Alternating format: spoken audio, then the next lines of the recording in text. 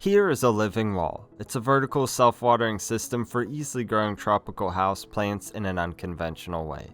I built it from 2 ceiling tiles and a few other materials using simple techniques. Of course, you've seen me make a few styles of living walls so far. From the more standard wall variety to the tiny design, each were special in their own way. However, some of the issues you'll run into with these systems are maintaining them and cost-effectively building them. While the ones I've described were fairly inexpensive to build respectively, the large one was a little bit annoying to water, and they both required varying levels of technical know-how. I've wanted to make another one with more of a simple, straightforward design, using simple building techniques, no bells and whistles, few materials, and so on. Ideally, you want to put a focus on the plants anyway. Funny enough, the inspiration for this idea didn't actually come from any of that though. It instead happened when I found these ceiling tiles, which are made of expanded PVC board. It's an awesome building material for these types of projects because it's waterproof and easy to work with, but it's hard to come by.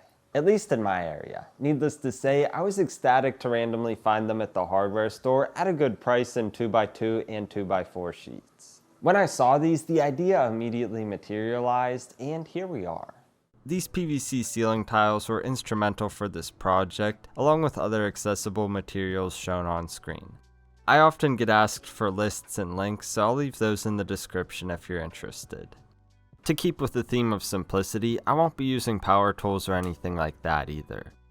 I knew that getting this right would involve some trial and error. I also didn't want to waste any material, so I decided to cut out pieces of cardboard to match the PVC.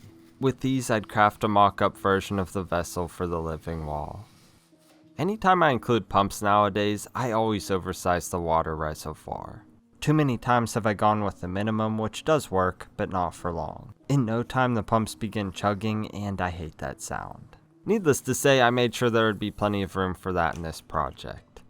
This pump reservoir would be part of a bezel or picture frame on the front, and initially I was going to make the other pieces the same size. However, I quickly realized that'd be excessive, and instead used them to create the depth of the piece. Then I accounted for the pump again and a smaller bezel elsewhere. I wanted them to be in one continuous piece to minimize the number of seams. Less is always better. I had to see how this would all go together to know how to proceed. It was still missing the back though, which had to be cut from the other piece of cardboard.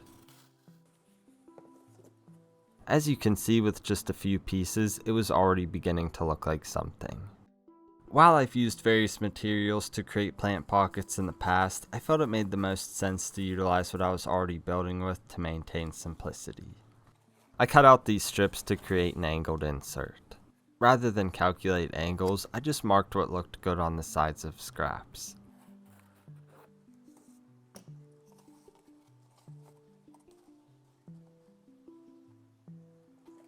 This looked perfect. I just had to repeat that many more times to create these 3 planting areas. You'll see here that I also designed them with a gap in the bottom for drainage.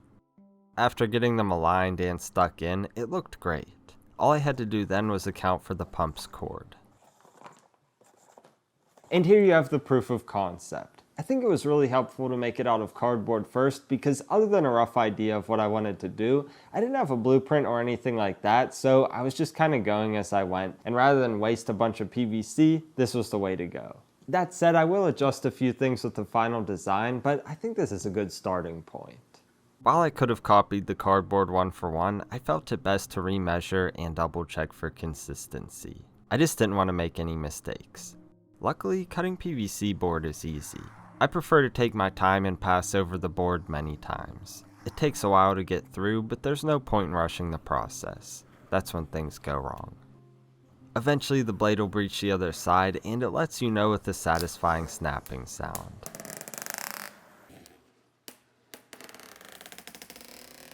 I should mention that it's essential to keep the blade as straight as possible. Any deviation will cause an angled cut, likely inhibiting the boards from properly joining. All of this took care of the sides, top, and bottom. I did things a little differently for the front though. First, I pressed the knife down into the material to create the corners. Doing this sets up a good start and stop point respectively for the main cuts. Again, I took my time with all of this, and eventually the frame was complete. I had to adjust the size of the top and bottom, but with the thickness of the sides in mind. I also had to create a hole for the pump's cord. A dry fit was necessary to ensure it would all go together as intended and to more easily create the other pieces like the back. I made the plant holders from this piece following the same process as before. Then I used the remaining scraps from the first board for the supports. If you're enjoying this video and want to see more like it, consider helping me out with a like, comment, and subscribing if you haven't already. This will let YouTube know, hey, this guy's alright, which will help me continue producing content like this. As always, your support is greatly appreciated. With the supports created, I just had to mark them on these. Since the seams on the holders don't need to be waterproof, I was able to use super glue to build them. That said, it does an awesome job of bonding the PVC together quickly, and is a fine option where waterproofing isn't required. I just run some glue, add the piece, and apply pressure for 10 seconds. From there, the hold is immediate. There's just something so appealing about the consistency across the pieces here, don't you think? After determining where they looked best, I made some markings which I finalized on the separated back. I installed these with glue as well.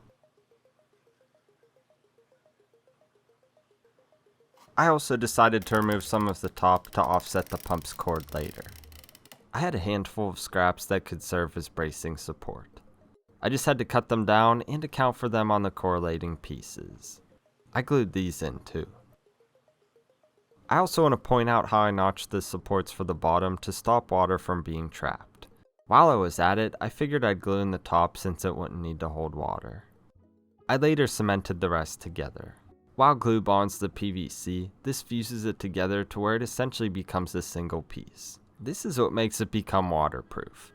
Anyway, I applied a generous amount and pressed the pieces together for around 30 seconds to ensure good contact. When I finally got to the front, I added tape to anchor it in place while it was left to cure.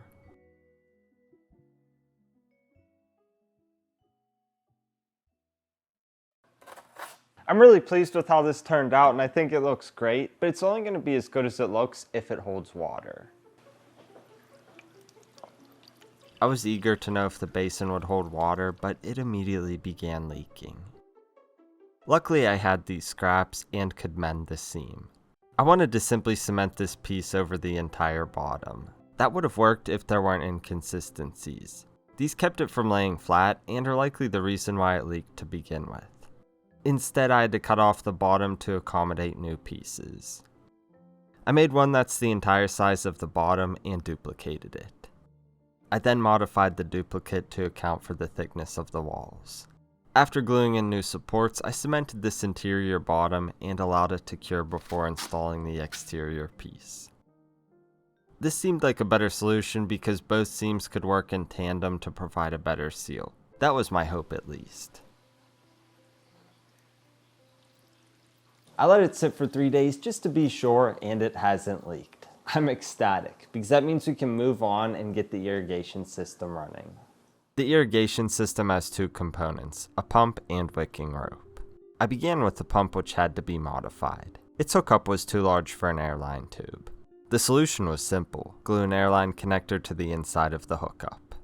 While that dried, I tied the ends of the ropes and installed them through the planter openings. Running these down to the reservoir will keep them in contact with the water. From here, they'll act like a straw for the plant pockets to access water for the plants. I glued them to the front of the holders to ensure they remained in place. Also, if you're wondering why the corner is blue all of a sudden, well, I dropped a thing on the floor which dented it. I had to fix it with Bondo. Anyway, it looked great and the pump was ready for the airline. Thanks to the blocking in the side, the cord and tube install was actually pretty clean. I knew it could be improved though, which is where the cord clamps came in. I put them in spots where they'll remain dry to hold things up. This all set me up to create the soaker tubes. To create it, I aligned a T at the center of each column to split the flow. The clamps really came in handy here to keep it all together. Things changed in the third column where I added a valve to control the water. Dialing this in made it easy to get consistent flow across all three spouts. The idea is that the pump will run on a timer to periodically increase the wicking capacity of the ropes and planting mediums. While I've used both methods separately with varying levels of success, I think the combination of both will make for an ideal situation for the plants. I wanted this to look a little nicer, and while there are many ways I could have done that, I felt that veneer was probably my best option. It's cheap, easy to install, and would make an impact with minimal effort.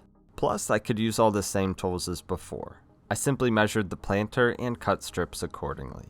Then I applied contact cement to both surfaces, allowed it to dry, and pressed them together. For good measure, I also sealed it with a water-based polyurethane. I think the veneer border makes it all look so much nicer, but you might be wondering about the white on the inside. I could try to hide it myself, but I think that's a job better suited for the plants. Sphagnum moss is one of the key elements to make this function properly. It will wick and help retain water for the plants, keeping them well hydrated. After adding water to this, I also stuffed it into the plant holder openings to create a barrier. I didn't want substrate falling through into the reservoir. That's when I took a trip to the Lowe's clearance rack to collect plants. They're usually in decent shape and just need some love. I do this often because it allows me to get plants on a budget. In fact, I obtained everything I needed to make this project for right around $50. Also, I selected plants that thrive in damp conditions because of the way I'm running this wall with so many wicking materials. Typically, I'd remove all of the substrate, but not here. I just removed some of the bulk and wrapped the root balls in sphagnum moss. Then I simply stuffed these into the plant bins.